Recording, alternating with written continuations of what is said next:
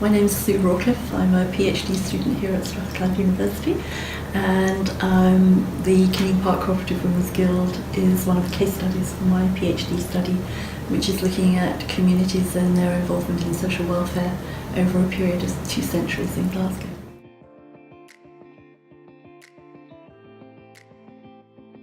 Killing Park was set up in 1890 and is known as the mother branch. It had this reputation as being the mother branch because it was the first cooperative women's guild set up in Scotland. There'd been previous cooperative women's guilds set up in England, but this was the first one in Scotland, and it was sponsored by the Education Committee of the Killing Park Cooperative Society. A part of what they did, because they were a cooperative society, was they had a strong educational function, so they had a sort of cultural and educational function, and so they set up that some of the men in the guild, together with some of the women in the cooperative society, set up the Cooperative Women's Guild, the Killing Park Cooperative Women's Guild, as a sort of social activities, mutual aid organisation for women within the society. So, socially the thing was important, but also this idea about mutual aid, and also obviously trying to increase the impact of cooperation, because ultimately their belief was that if they were able to bring forth a cooperative society, social and economic conditions would change substantially for women in their situation. A lot of people have looked at the idea that women were also really important to the cooperative societies because obviously they bought things, they had control of the purse. So I think it's Webb talks about women with the basket, and the power of women to actually encourage other women in the neighbourhood to become cooperators and to become members of the society. So they probably played quite a key role in developing the society as well as their own activities. I think from fairly early on, women were quite clear about what they wanted and how they were going to organise their branch, and made demands of the Educational Committee because they controlled some of the funds. So the men still controlled some of the funds, and they had some kind of, they looked at the programme and what was happening. But very soon, some of the women actually started to be involved, became committee members of the Education Committee as well, so were able to put forward their views in terms of that. So although there was an element of sort of early male control, I think very much the women took it and did what they wanted with the Cooperative Women's Guild.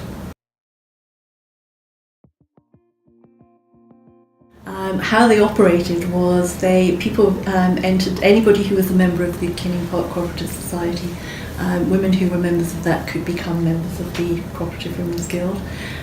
They had weekly meetings, and weekly meetings were organised by they had a local committee who organised the weekly meetings.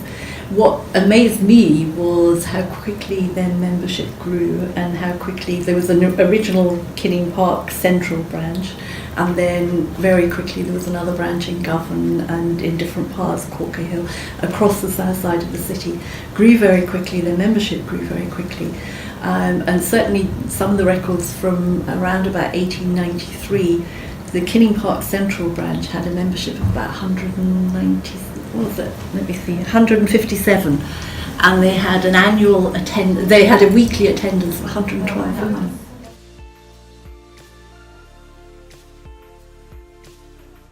And what they did initially was they did a lot of domestic stuff. So there was a lot of sewing, there was a lot of pattern cutting. Women got access to fabrics and patterns, and there was a sewing machine, so women could actually make clothes and do those kinds of things. But at the same time, there was also this element of education in terms of cooperation, and starting to get involved in some of the other sort of wider activities that women would be interested in.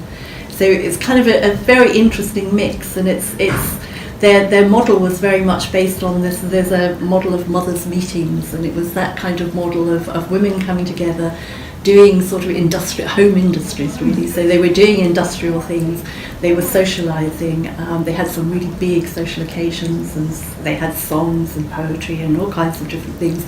But at the same time, there was a sort of underlying element of education going on as well, and women starting to organise, which I think is an interesting combination. And I think it's the kind of model that women probably traditionally have used in terms of how they might organise and how they might develop their voice. It's an organisation which is founded, it's really interesting actually, because their main objective is to give women speakers classes so that they can stand and talk in front of an audience like men do. So it's a political education so that women can take the platform themselves, so that they can learn how to do electioneering to support the men of the movement, but also so that they can have a voice. So it's about carving out space within the cooperative movement for women to have a political voice. The other side of it is that it's entertainment and sociability for sort of respectable working class women, where they'll go along, I think they get like a pie and peas and a cup of tea, and you get to socialise, and then you have a section, a session where it's all about the cooperative education, cooperative politics, and then it'll be like somebody gets up and does a turn, or they'll get a hairdressing class or something like that. So it was about fun as well, but there was always this tension within the movement between those who were political and those that were just there for the fun. And they did talk from the earliest days about developing voice, and women were encouraged to make 1-minute speeches or to write papers.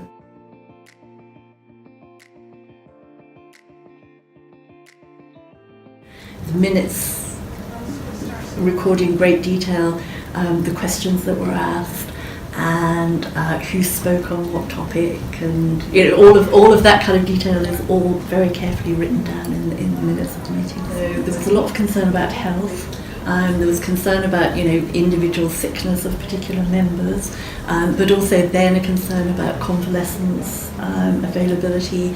They did first aid training, they did cookery, nutrition kind of courses and things like that, so developing skills and interest in that. And then they went on to get involved in some of the bigger public health debates of the day, like feeding school children and medical inspection of school children. So they took sort of very local issues and then developed them into their interest in wider issues in the city. Equally, they were very concerned about housing conditions. Housing was a big issue at that time, sort of turn of the century in Glasgow. And certainly one of their members gave evidence to the municipal inquiry into housing in the city. So, they gathered information from themselves, from within their members, and they used that to make representations more widely as well.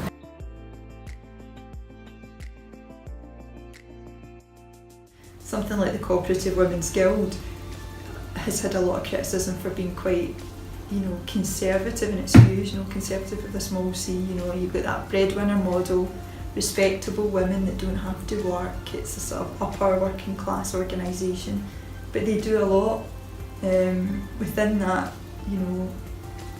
position within the labour movement. The argument is, they're just often women's sections, they're just having to deal with education, health and housing. Well, yeah, just education, health and just the 3 most important things for working class women to have improvements in. They want their kids to get an equal education in the middle classes, They want their daughters to get as good an education as their sons. In terms of housing, they want nice places for them to live, but also for all of the working class to live. And and in terms of sort of maternity, if you're going to have loads of kids, then you want decent care, and if you don't want to have lots of care, you want access to birth control. And of course that was for married women, because these are respectable working class women. But I think they make a lot of really good arguments in behalf of women in Glasgow and throughout Scotland. So it's for an organisation that's quite traditional in its view, even for, within the Labour Party, within the Labour movement. They do a lot.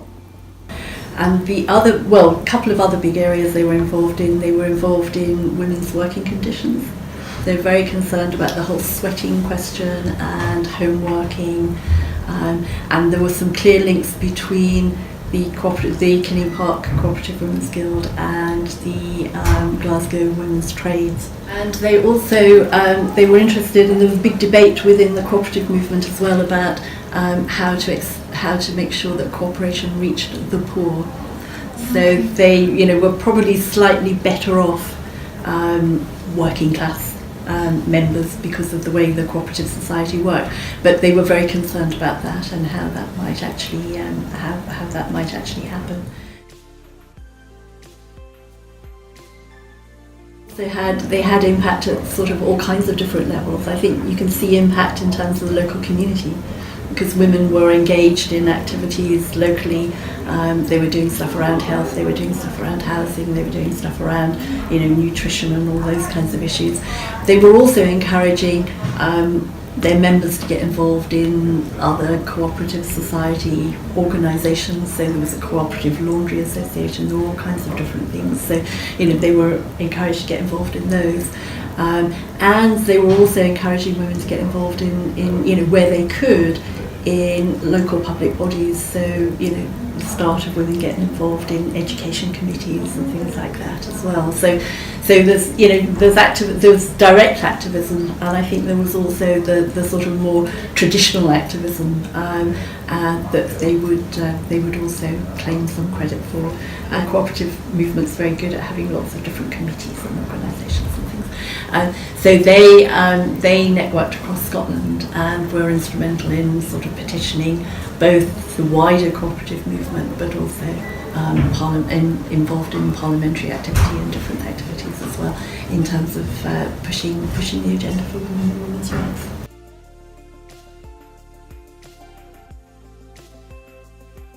The early women involved all were called Mrs. something. So there's Mrs. McLean, Mrs. Macaulay and Mrs. Rutherford. They were the early leaders, and they were the early leaders in Kinning Park, and they were the early leaders of the Scottish Cooperative Women's Guild.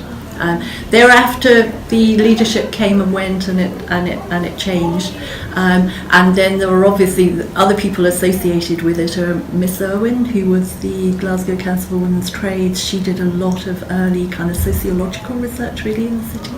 And some of her reports are very, very interesting in terms of the different areas. There was also Mrs. Laird, who wrote some of them went on to write pamphlets, so she wrote a really interesting pamphlet on what is sweating, and how cooperative women buying cooperative goods that were produced under sort of proper conditions, with people being properly paid and working under proper conditions, would actually start to sort of break the cycle of exploitation of women. So that was quite interesting.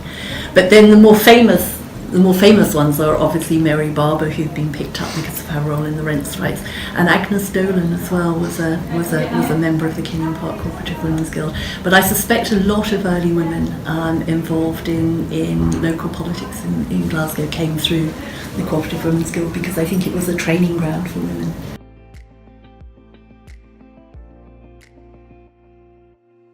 The first thing is, recognition that in the cooperative movement, men and women had equal rights from the very earliest days, and I suppose that was important in terms of how they saw themselves and how they saw their organisations. So I suppose important in terms of establishing some kind of precedent.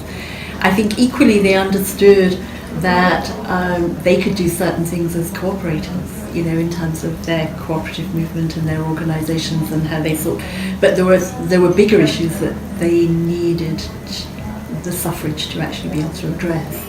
So, for example, when they discussed pensions, they said, well, great, we can set up pensions for ourselves and within the cooperative movement or whatever, but that's not going to address everyone, and we need to have a political voice to do that. So I think they very early on recognised that, and as I say, very early on were lobbying in terms of suffrage.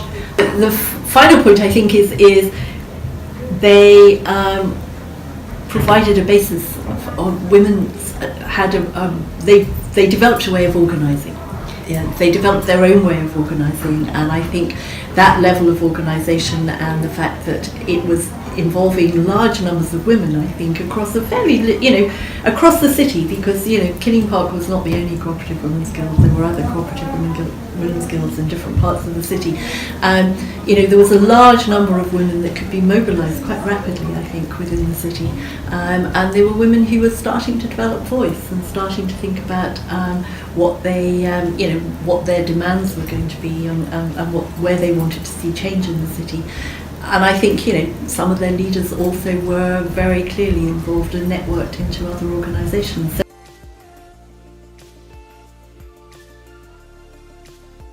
I think what's different here in Scotland was that these were working class women,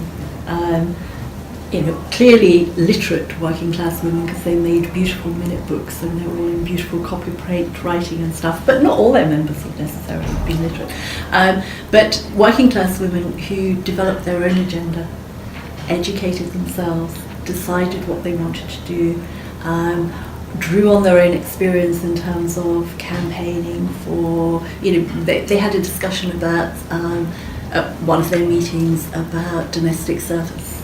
But they drew on the experience of members who were there who said, yeah, this is what I've done, or this is my, so they drew on that experience and then took that forward into their political campaigns. So it's quite interesting. It wasn't, it was very much a sort of mutual process.